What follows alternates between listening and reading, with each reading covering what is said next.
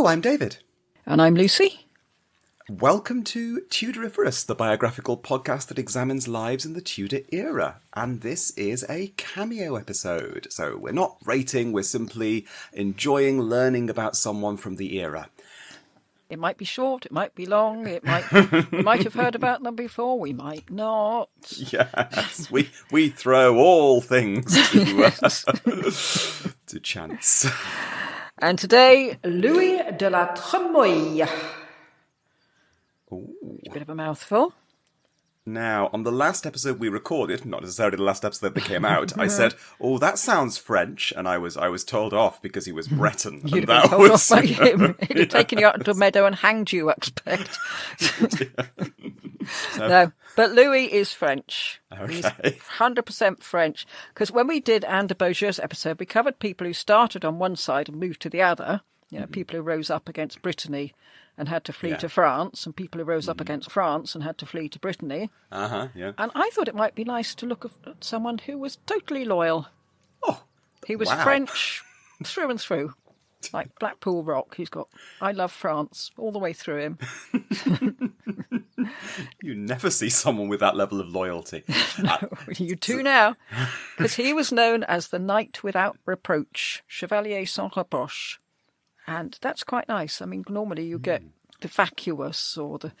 Yes. Oh, no.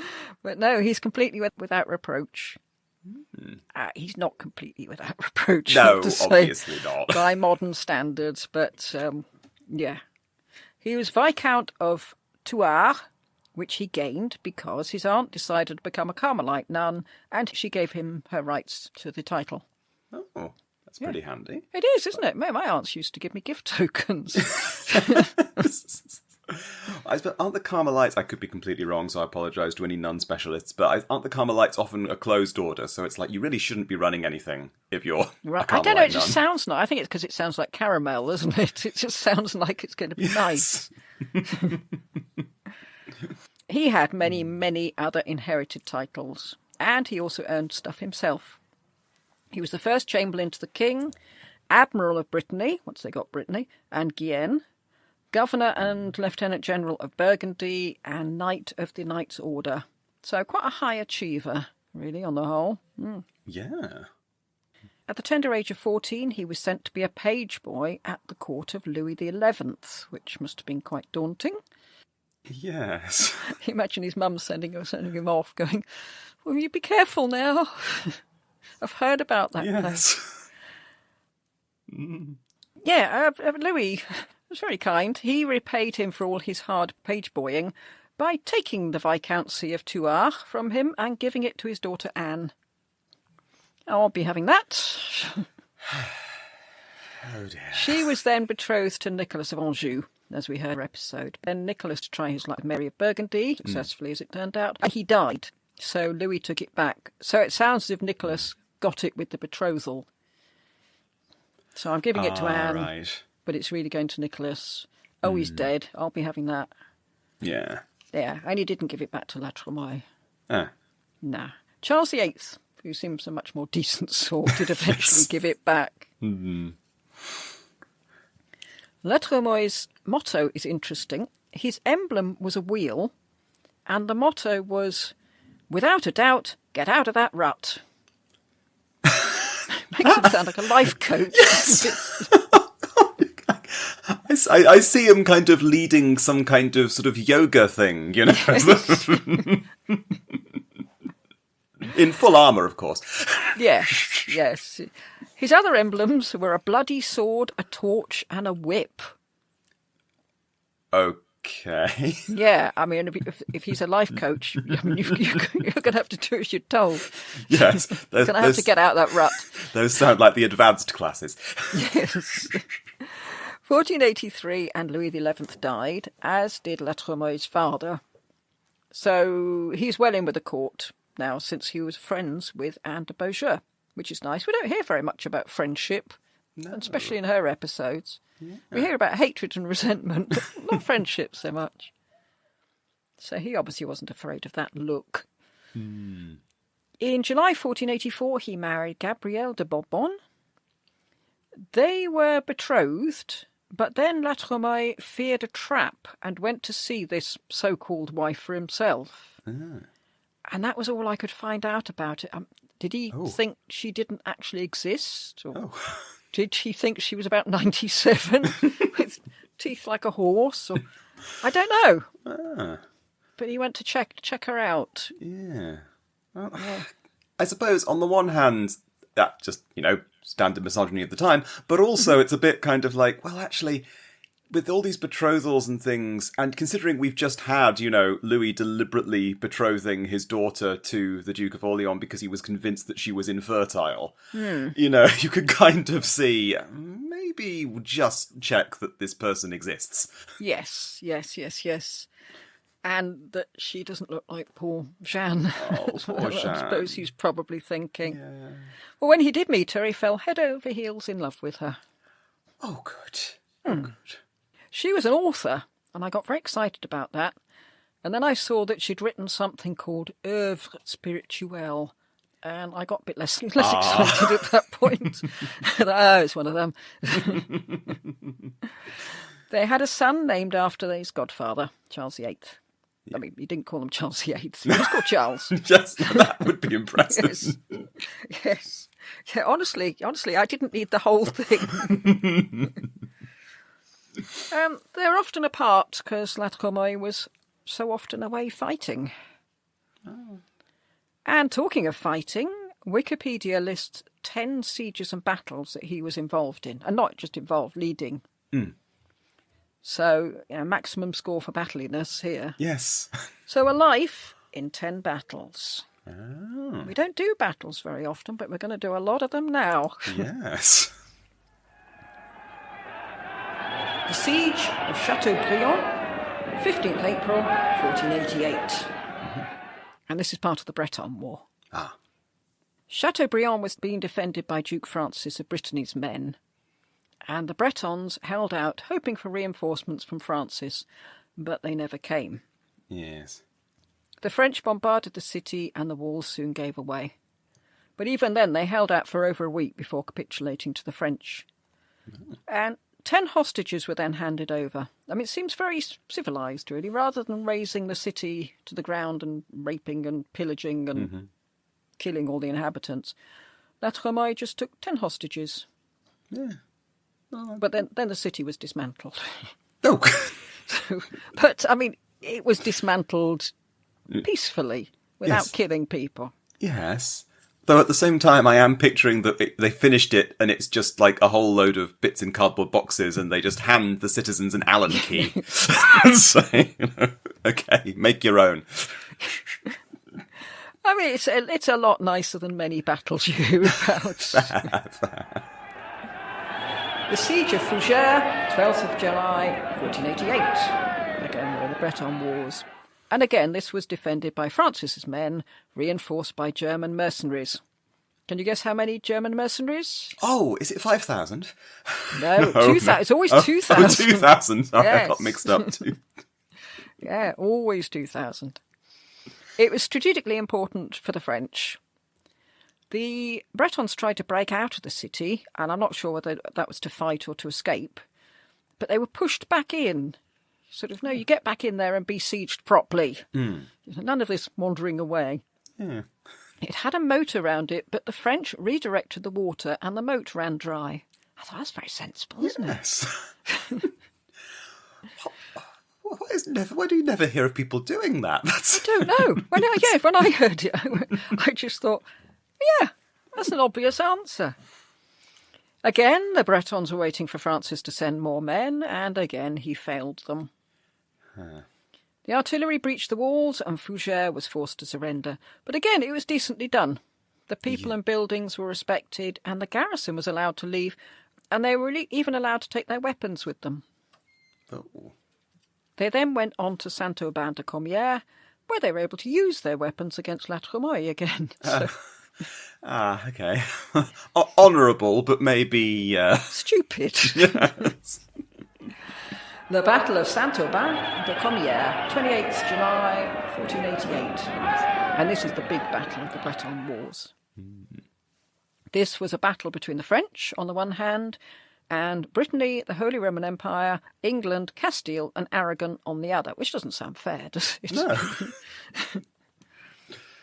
Apparently, Louis, Duke of Orleans, Edward Woodville, and the Prince of Orange all decided they were going to fight on foot to raise the morale of their men. And that was presumably why it was such a complete disaster for the Bretons side. And Rieux, as we've heard, told his army to don red crosses so they looked like the English army, to make it look as if, you know, they've got more support from abroad than they really had. Ah. They still all died, though. Yeah. They just died in an English costume. Rohan had changed sides and was fighting for La Tremouille's side, because he had thought that the French might support him in his bid to become Duke of Brittany, which they might have done if he hadn't announced that he wanted his son to marry Anne of Brittany. And then Charles VIII said, yeah, hold on a minute, I'm marrying Anne of Brittany. So they dropped him. And then Maximilian said, hang on, aren't I marrying Anne of Brittany? No, you're marrying... I think I'm married to her, aren't I? Yes. No, you're marrying Mary the Rich. What? But everyone's marrying Mary the Rich.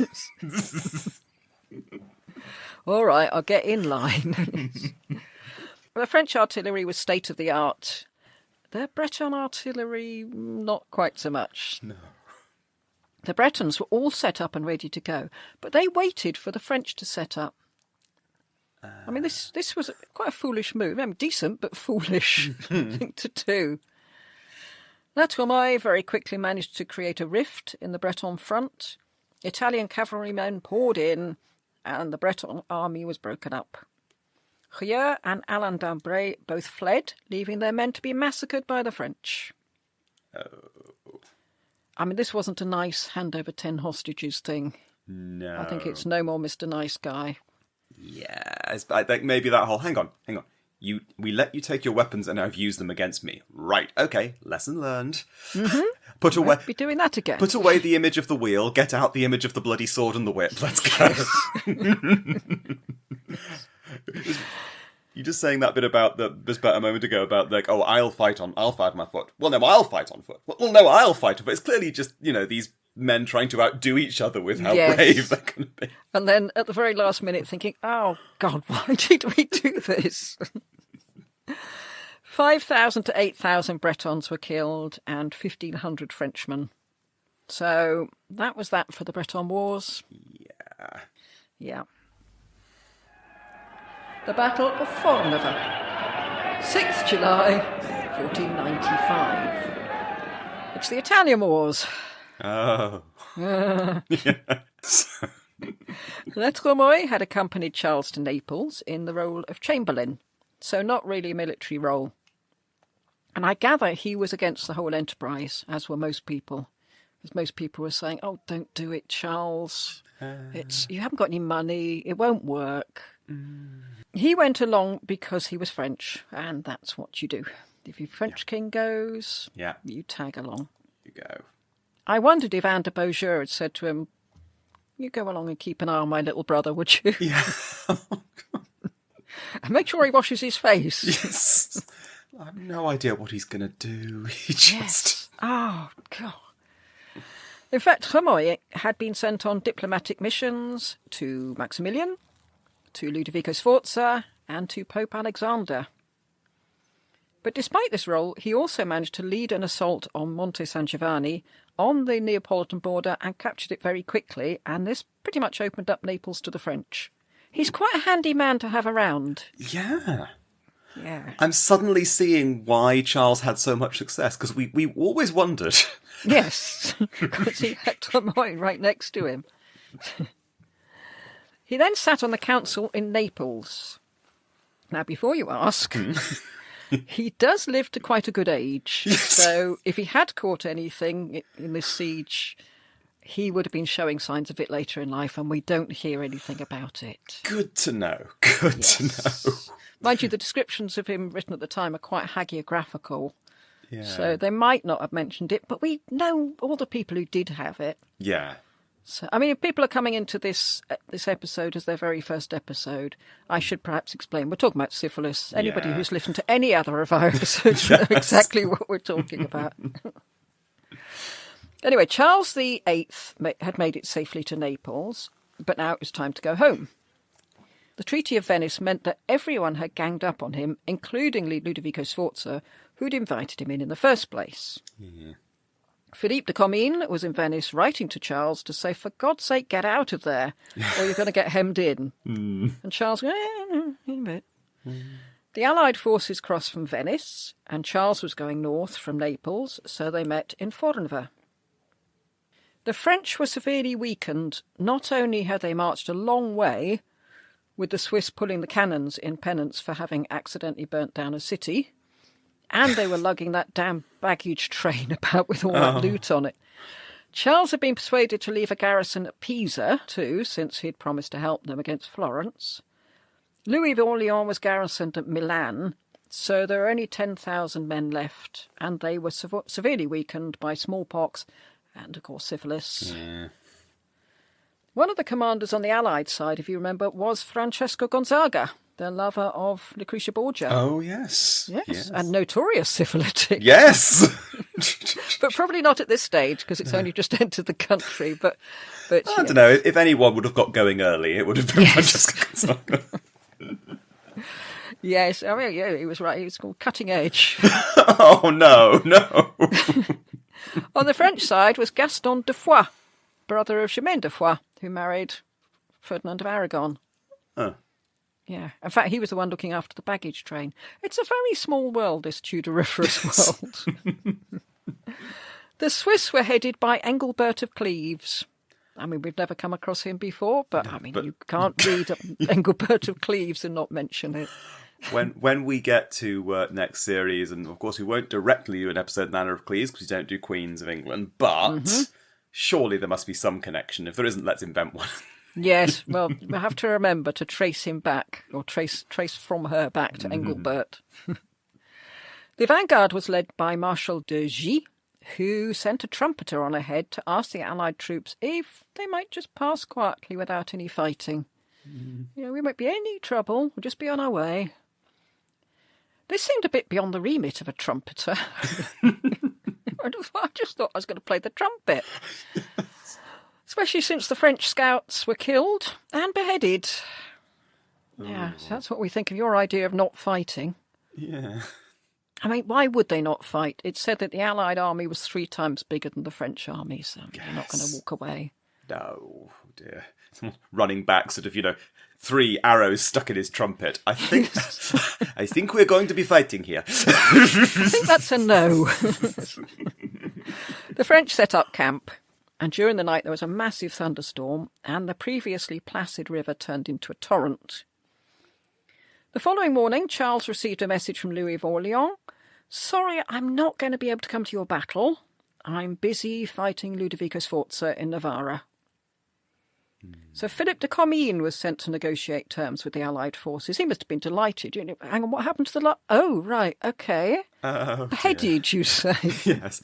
And Louis of Orleans is not getting involved, and he's not directly saying, because if you die in this battle, Charles, I become king. But it's just...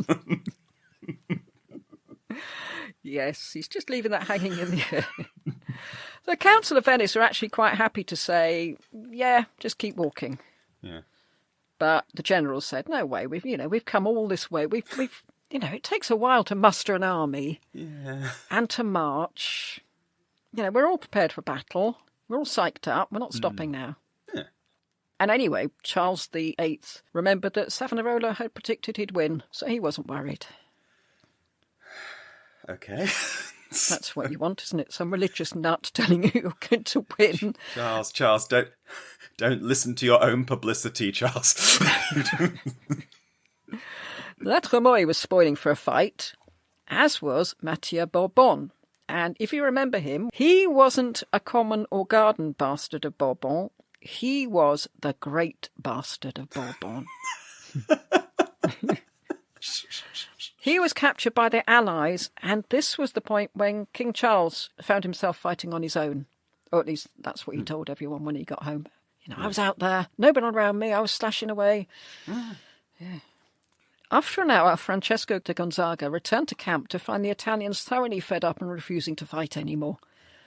because the wind and the rain were blowing straight in their faces, because it's Italy. I mean, it's obviously raining. It's obviously raining and cold. Yes. Yeah, I often thought it would be nice to go to Italy, but, I've gone off the idea now. They did manage to steal the French baggage train, which they seem to have decided, that's enough, isn't it? Yeah. Don't need any more. That's all we actually wanted. It's not... The French straggled away under the cover of darkness. Francesco Gonzaga, Ludovico Sforza, who seemed to have finished fighting with Louis of Orleans, and Ercole d'Este, whom we like because he helps out Jewish refugees, followed the French, irritating them with the odd skirmish. Yeah. Both sides claimed victory, although the French really hadn't won because they'd left the battlefield before the battle was over. But you'd think if there's two sides, if one side leaves the battlefield, surely the battle's then over anyway. Yes. I mean, you can't fight by yourself. Oh, I don't know. These are Italians we're talking about. They can definitely fight by themselves. Yes, especially when there's a baggage train to be divvied out. As usual, de la Tremouille seems to have conducted himself very well. Battle of Navarra, 8th April, 1500. Okay, it's still the Italian Wars, but we're now into the reign of Louis XII. And you might assume that the king might have held it against La Tremouille because he'd beaten him in the Battle of Saint-Omer-de-Comiers, and he'd taken him prisoner. But not at all. Louis said, quote, "It was not for a king of France to avenge the insults done to a Duke of Orleans," unquote. Yeah, I see. As soon as he becomes king, he becomes a lot more sensible. La Tremouille kept the offices he'd held under Charles VIII, which must have been a surprise to him. Yeah. Mind you, I suppose, if, as you say, Louis XII does seem quite sensible once he manages to get the crown on, and he thinks, hang on, this is one of our very best generals, and I have direct personal experience of that, so I'd like to have him on my side. Yes, he'd be an idiot to throw him over. Ludovico Sforza, with the backing of Maximilian, attempted to reconquer Milan, having been turfed out by the French. Louis XII made La Tremouille his lieutenant general in Milan, and he marched across the Alps with a large army. And it seems a bit much to say, okay, he's the French lieutenant, you're the lieutenant general of Milan, but you're going to have to get Sforza out first. Yeah. In Navarra, he managed to defeat the Milanese army, and he captured Ludovico Sforza. He then travelled around the territory of Milan, putting an end to the trouble caused by all the out-of-work soldiers and mercenaries. Mm-hmm. He was offered a job by Florence to become a mercenary. As we know from Patreon, Florence was constantly on the lookout for mercenaries because they wanted to sort Pisa out. And he was asked by Louis to become the viceroy of Milan. But La Tremouille declined both positions. Not sure why. Want to get back to France, I expect. If he was head over heels with the wife, whose name I've forgotten. As for what happened to Ludovico Sforza, he was taken to France, where Louis refused to meet him because he was determined to humiliate him. Although he was a prisoner, Sforza could go out and fish, and he could have friends round. I don't know where he got all these friends all of a sudden in France. Yes. But it was said that, quote, his brain was wavering a lot, unquote. And Louis sent him a physician and a dwarf to cheer him up. That's what you want when you're feeling a bit down. Yeah. Sforza tried to escape, and after that he was kept in a dungeon, and he lost all his privileges, including his books. And I think, from what I remember, he actually lost it quite a lot. I mean, he was a terrible man, but a sad end. Yeah, you still wouldn't wish that on anyone, would you? No, you wouldn't. Stuck in a dungeon and not great. No. The battle that wasn't. May 1503. Still in the Italian Wars. Yes. The French army was defeated by the Spanish in Naples under the leadership of Gonzalo de Cordoba, El Gran Capitan. Olé. I think there's only one of those in there. We heard all about that in our Month in Naples, Not As Nice As It Sounds series. Louis XII sent La Tremouille down to Naples to sort it all out. And I imagine you probably just said that. You know Naples? Yeah. Just pop down and sort it all out, would you? What, again? Yeah, it's Naples. Oh, yeah, fair enough. And just watch yourself down there, okay? We've heard things. But Tremouille was suddenly hit by an attack of fever and nearly died. Oh. And the source I read said that we know an extraordinary amount of detail about this, including what he said in his delirious state. Oh. But it didn't say what it was, and I couldn't find it, which was disappointing. Oh.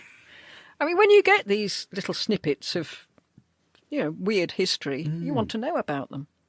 Reminds me a little bit of, this is odd. I know that my references are getting wilder and wilder, but there was apparently an Einstein was dying. Of course, he spoke English fluently and he was dying in America, but as he was dying, he gave his last words in German. And the nurse who was looking after him didn't speak German, so nobody knows what his last words were. Yes.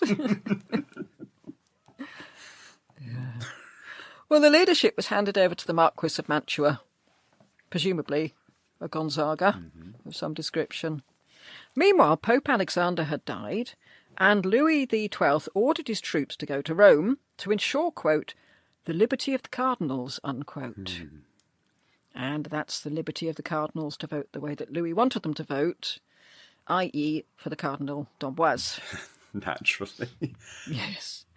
La Tremouille travelled to Rome and rejoined his army there, but it was obvious he was too ill to be of any use, so he travelled back to France very slowly. Yes. Yeah. You can't help thinking sometimes the Catholic Church must be going, why didn't France split from the Catholic Church? Like, yes. It would have been much easier and less trouble. Yes, I did like the idea of ensuring the liberty of the cardinals. That's a nice bit of double-speak.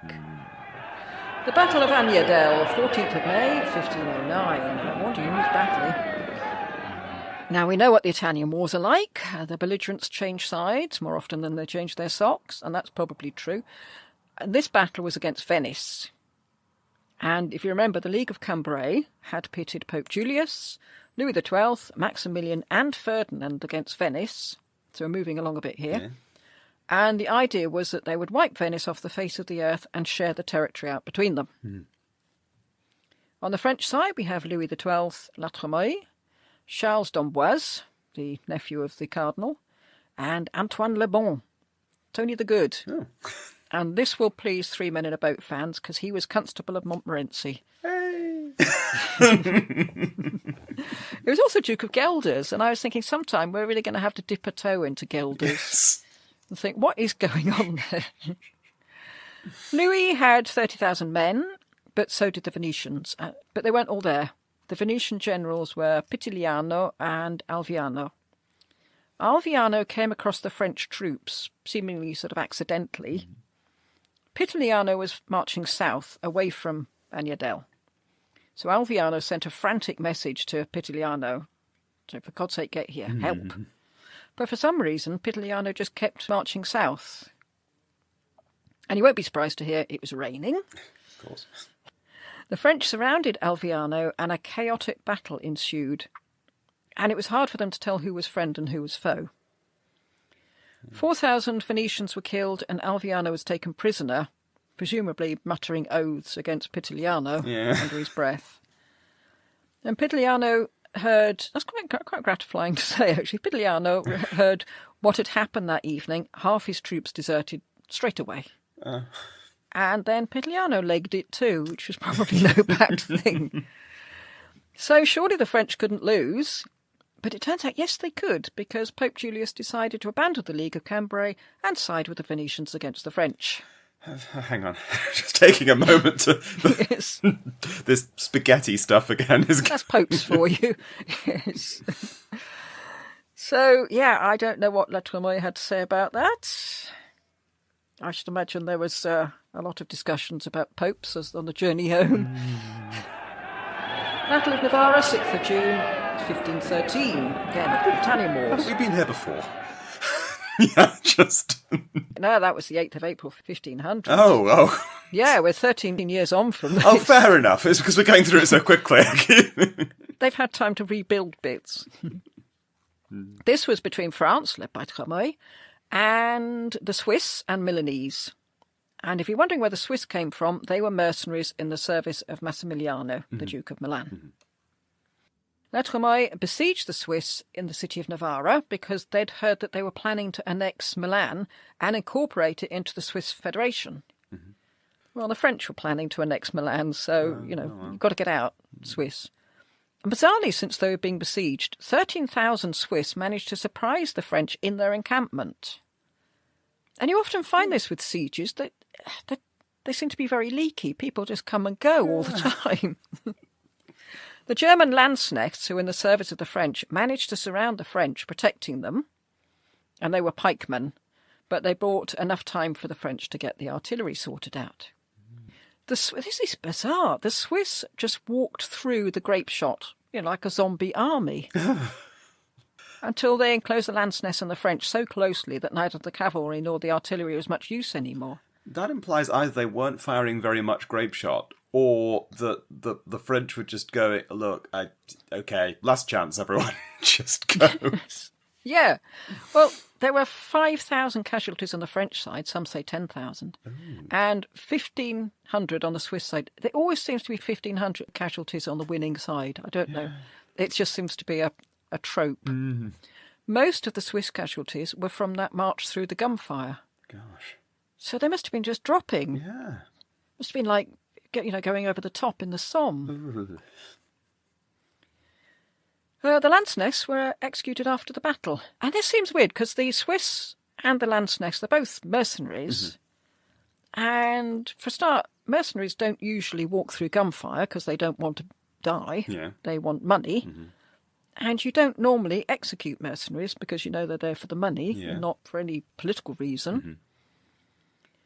So, I don't know, I thought that was odd. Yeah. And what I couldn't find out was what happened to La Tremouille immediately after the battle. Later he retreated to France and managed to buy off the Swiss. But not his finest hour, really. He doesn't fail often, but he fails big. Yes. He does. And Massimiliano Sforza got back Milan. Oh. Yeah, probably think, if it's Tuesday, we must be let's be Sforza. Okay. We could be Swiss, I suppose. I mean, if we wait around long enough, we'll be neutral and no one will fight us. I wouldn't bank on it. Siege of Dijon, 8th to the 13th September, 1513.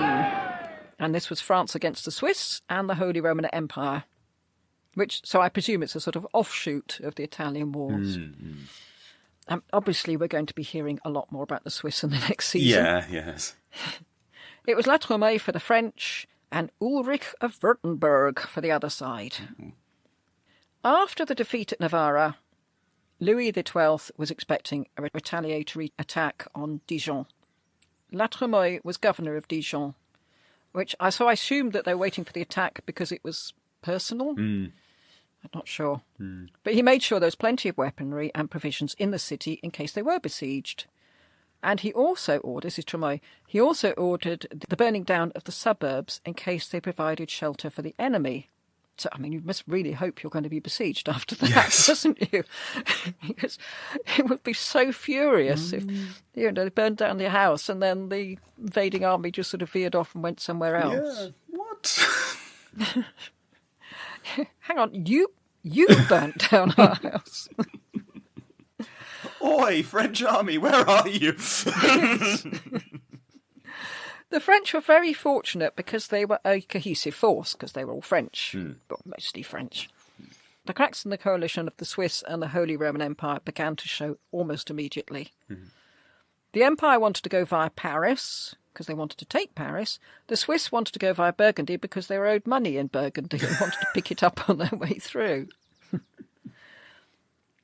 The Empire won out and they marched towards Dijon, burning cities and monasteries as they went. And we have letters from Tremouille to King Louis telling him how desperately he was trying to save both Dijon and the outlying towns, apart from the bits he was burning down. But the fortifications had been so badly maintained that it was proving impossible. I think Louis would have been in his rights to say, you're the governor of Dijon, to mend them. 8th September, the Allies arrived at the walls of Dijon. The following day, they started bombarding them. It must have been that night. You got them outside. They haven't started doing anything yet, but you know they're there. Mm-hmm. Grim. La Tremouille ordered ditches to be dug inside the walls in case the walls fell. I did think, actually, if you start digging ditches next to them, they will fall down, but I suppose it could be a bit further away. Yeah. They were to be a secondary line of defence. 10th September, after prolonged bombardment, breaches started appearing in the walls. 11th September, the breaches were widened. However, there were also breaches appearing between the Empire and the Swiss again. The Swiss hadn't been paid, and they were beginning to lose interest. This is weird. La Tremouille heard of this and offered to intercede on their behalf to get them their money. What? Yes. So the Swiss are being paid to attack Dijon, and inside Dijon, La Tremouille is saying, I can get your money. You're attacking Dijon money for you. And yet the Swiss said, great, if you can get us our money, we'll have a truce. Oh, okay. Yeah. A nice bit of lateral thinking on Tremouille's part there. If I get the money... I suppose that's better than them just disappearing, because then if they truce with them, they might get them to sort of fight back against the Germans if they're fighting them. Yeah, okay. And where are they going if they just disappear? Yeah. I mean, they're just going to be Yeah. round and about somewhere, pillaging and looting. Pillaging and looting, yeah. The rest of the army continued attacking Dijon, the Empire. But without the Swiss, they hadn't enough troops. The treaty between La Tremouille and the Swiss stated that the Pope would get back land that had been taken by the French king, and the Swiss would get back Milan. Well, get Milan. They promised not to attack Burgundy. Also, they wanted some money up front. La Tremouille managed to get 25,000 francs from the people of Dijon, which is probably a small price to pay for not being besieged. The Swiss left with their money and 5 hostages. So all very gentlemanly. Yes. But what I wondered was, did La Tremouille consult King Louis first? Because he's giving away an awful lot. He's saying, no, take everything we've got in Italy. You can have Milan. If I were the King Louis, I might be thinking, I've put a lot of effort into getting land in Italy. Yeah. Do I really need Dijon? And it turned out, no, La Tremouille hadn't consulted Louis. Oh. And Louis wasn't happy about it. And actually, Michel covered this in Louis's episode. He rejected the treaty. So, bad news for the 5 hostages. Oh, yes.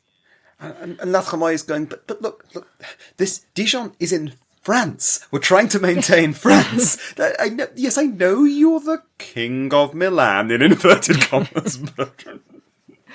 He was not going to give up Milan.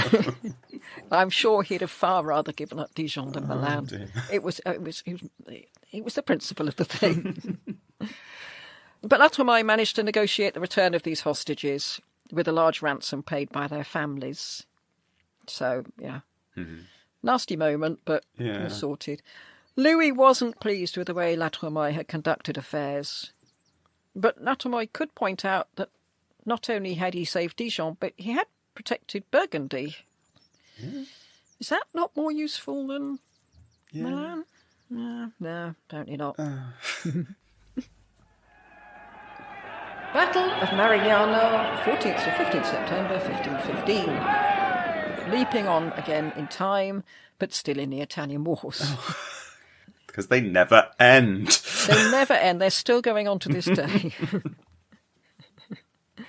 On the French side, we now have Francis I, La Tremouille, and Charles of Bourbon. And he was the one who married Suzanne, Anne and Pierre Beaujeu's daughter. And there was the usual Landsknechts. And this was the first battle fought by Francis as king. On this occasion, the French were helped by the Venetians, and they were against the Swiss again, and the Duchy of Milan. And their side was led by Massimiliano Sforza and Matteo Scheiner, who was a cardinal. Yeah. The Swiss had moved strategically to prevent the French crossing the Alps, and the Swiss were led by Werner Steiner of Zug. I don't know who he is. I know nothing about him, but he's called Werner Steiner of Zug. Yes, then worth mentioning him just for that purpose. Just for that. The Swiss were watching the road at Susa, so they're making sure the French weren't going to get past them. They were watching the main path through the Alps. Unfortunately, the French would get past them, and did, and they used explosives for the first time to widen a goat track into a road which could carry the whole army. And that was 30,000 infantry, 9,000 cavalry, and 72 large cannons, all creeping past the Swiss, trying not to be heard. I'm just trying to wonder how they managed to creep while they were exploding things. Yes, they had to have people around going, oh, I think it sounds like rain. Can you hear thunder? Well, it is Italy, I suppose. Yes. When the Swiss saw that the French had suddenly appeared on their side of the mountains, apparently some of them panicked and offered to join the French army. I think they thought, oh my goodness, it's a miracle. In reality, it was the old story. Massimiliano Sforza was late paying the Swiss, and so they decided to call it a day and go home. Pay your troops. Yes. So that's 10,000 men lost. But that wasn't all of them. There were still 20,000 Swiss in Milan itself under Cardinal Scheiner. However, the Cardinal wasn't sure of the Swiss troops, because, I mean, if 10,000 of them can decide to go home. So he decided to indulge in a bit of trickery. He left Milan at the head of the papal cavalry. And there shouldn't be a papal cavalry. Scheiner then called back to the Swiss, oh no, we're in terrible danger. We really need help. And the Swiss came out to help, and by the time they realised that the papal army weren't in any particular danger, it was too late. They were part of the battle. Oh, I'm so sorry. It doesn't help that Cardinal Scheiner, I mean, obviously he's already quite a sluggish cardinal because, he's leading battle troops, but also because his name is Scheiner, I am picturing him with a big black eye. Yes. I mean, maybe it's Schiner or something. I'm just reading it phonetically in an English way.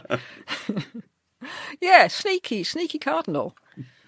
They fought until it was too dark to see, and then just stopped to rest pretty much where they were. And it was said that King Francis slept propped up against one of the cannons, and when he woke up, he found himself worryingly close to a Swiss battalion. He just dozed off. So when he woke up, like, oh, hang on, crawling away. Oh, you're here. Okay. The following morning, when it was light enough, they started up again. The left flank of the French forces was flailing. The left flank of the French forces was failing. You do this to yourself. And then suddenly they arrived, 7th Cavalry, in the form of Albanians, Croatians and Bosnians. Hey, hello. Yeah, yes. And they crushed the Swiss, who retreated back to Milan. 9,000 to 10,000 Swiss lay dead. Yeah. But 5,000 to 8,000 men on the French side had also been killed, so it's quite a Pyrrhic victory. It's not your usual 1,500. No. I'm sure they said 1,500 when they got back to France, but no. There are many consequences of this war, which I'm sure we'll revisit next season, but one of them was that the Swiss decided then and there on a policy of neutrality. Yes. But having read that and dutifully written it down, I then came across Swiss mercenaries later in the Italian wars. Oh. So, wow. The main consequence for La Tremouille of this battle was that his son was killed. Oh. Don't take your children into battle. No. I'm assuming his son was an adult at this point, isn't it? I probably, yeah. But I'm seeing him in a little pair of dungarees waddling along. Right, the Battle of Pavia, 24th February 1525. This is the last one, and we'll definitely be revisiting this one next season. Yes. He's had a good long career. He really has. He's been lucky. This is France versus the Holy Roman Empire and Spain. Yeah. And if you remember from Anne de Beaujeu's last episode, she was so fed up with King Francis, and more to the point his mother, Louise of Savoy, they really disliked each other, that she told her son-in-law, Charles de Bourbon, to change sides. Oh. And we see him in this battle on the other side, which shows that even in old age, Anne was someone you didn't say no to. No. Yes. No on that look. Yes. Although it was also said that disgrace at the Battle of Marignano was also the cause of him changing sides. But on the French side, with Francis I was La Tremouille, of course, Galeazzo San Severino. There always seems to be a San Severino in a battle. He's the son-in-law of Ludovico Sforza. So Sforza on the same side as the French. And Richard de la Pole, who'd been trying to get Francis' support to get the English throne. Oh. Yeah. Oh, it's complicated, this battle. Just trying to work out. It really is. I know there's an entire book about just this battle has recently come out, so Oh, fair enough. might have to get that next season. Yes. The German Landsknechts were on the imperial side. Charles and his army were financed by Jakob Fugger. I should imagine most of them were, but we know this one. He was this occasion. Yes, of course, he's Charles V now. Yes. Yeah, he was very reluctant to get involved with Jakob Fugger to start with, and his sister said, honestly, if you don't have him behind you, you won't win. Sisters, honestly, aren't they annoying? Especially when they're right all the time. Yes. Yeah, I expect the other Charles is dead. He'd be long dead now, but they could have got together and had sister conversations. Oops. Most of Francis's generals, including La Tremouille, advised against fighting this battle. It's not a good idea. He said it lasted for 4 hours, and as is customary with battles, the weather was terrible, very foggy. 26th October, Francis crossed the Alps and made his way to Milan. The imperial forces realised they wouldn't be able to hold the city and so withdrew. The French marched in, and La Tremouille was installed as governor of Milan, obviously getting a slight feeling of déjà vu. Then Francis advanced on Pavia, where he besieged a garrison of mercenaries. He tried to breach the city, but then decided just to starve them out. It's very sort of blasé, isn't it? We'll just starve them out. I mean, they're starving people to death, for goodness sake. Apparently, the generals in Pavia were able to pay the mercenaries by melting down the church plate. And this was important. It's bad enough being trapped in a besieged city anyway. Being trapped in a besieged city with a horde of angry mercenaries is no fun at all. No. You want to avoid it. Yes. On the French side, incidentally, were the Bande Neri of Giovanni de' Medici. Now, this name won't mean much to non-Patreon members, but we came across him a lot. He was the youngest son of Caterina Sforza and her favourite son, bizarrely. I mean, she hadn't got much to choose from. And the very unlikely best friend of Pietro Aretino. He was entirely ruthless, possibly even psychotic. Yeah. He then arrived at Pavia with lots of gunpowder. Oh, that's definitely who you want to be holding the gunpowder. Yes. The Imperial army were trying to deflect the French with skirmishes outside Pavia, and they managed to break the lines of communication between Pavia and Milan. On the 23rd of February, so this is dragging on, the Imperial troops marched to a field just outside Pavia. And we will look at the ins and outs and ramifications of this battle next season. But the main thing is that Francis managed to get separated from the infantry led by Richard de la Pole. De la Pole's troops advanced to protect the French army, and this is where he was killed. Giovanni de' Medici incidentally survived this battle, but died from his wounds in a battle the following year. But de la Tremouille wasn't so lucky. He was killed by an arquebus shot. He's 64 at this point. Yeah, I know. I think he had every right to say, I'm too old for this now. Yes. I don't need to come. I can't help but feeling, because he has been fighting for a long time, you know, as he's dying from an arquebus shot, he's going, oh, we didn't even have these when I started.